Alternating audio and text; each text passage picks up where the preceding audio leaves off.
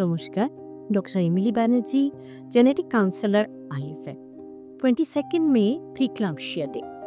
প্রিক্লাম্পসিয়া কথাটা শুনতে শক্ত হলেও আমরা অনেকেই প্রেগন্যান্সিতে এই অবস্থাটার মধ্যে দিয়ে যাই এবং শুনলে অবাক হবেন, প্রথম 4টে কারণ যে প্রেগন্যান্সি রিলেটেড কারণে মায়ের জীবনহানি, তার মধ্যে একটা হচ্ছে প্রিক্লাম্পসিয়া। কনসিস্টেন্টলি হাই ব্লাড প্রেশার, ফোলা ভাব মুখে, হাতে, অন্য জায়গায় এবং কন্টিনিউয়াস যদি হেডেক হতে থাকে, সচেতন হন, ডাক্তারের সঙ্গে যোগাযোগ করুন। এখন এটা আমরা আগে থেকে কি করে বুঝতে পারি? পিআইজিএফ বলে একটা marker, placenta induced growth factor, সেটা মাপা যেতে পারে। মার্কারের সঙ্গে বায়োকেমিক্যাল মার্কার, এটা ডাবল মার্কারের সঙ্গে দেখা যেতে পারে।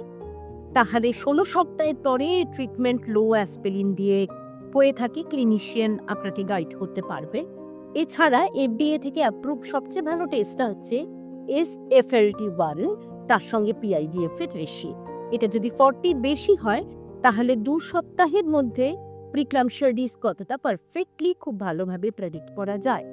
তাহলে প্রিটার্ম বার্থ বাচ্চার যেটা হয়ে থাকে, মানে যার জন্য অনেক সময় বাচ্চার অনেক অসুবিধা এবং মায়ের জীবননাশ পর্যন্ত হতে পারে, আপনারা এটাকে PIH, pregnancy induced hypertension, pregnancy toxaemia, এই সমস্তগুলিই জেনে থাকুন।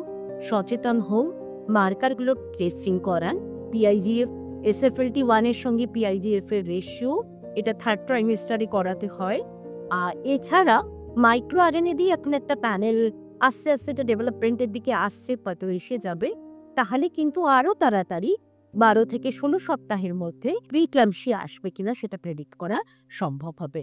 সুতরাং কোনো একটি লক্ষণ, যেগুলি আমি বললাম, কোনো একটি এলেই আপনার গাইনোকোলজিস্টের সঙ্গে যোগাযোগ করুন। নমস্কার।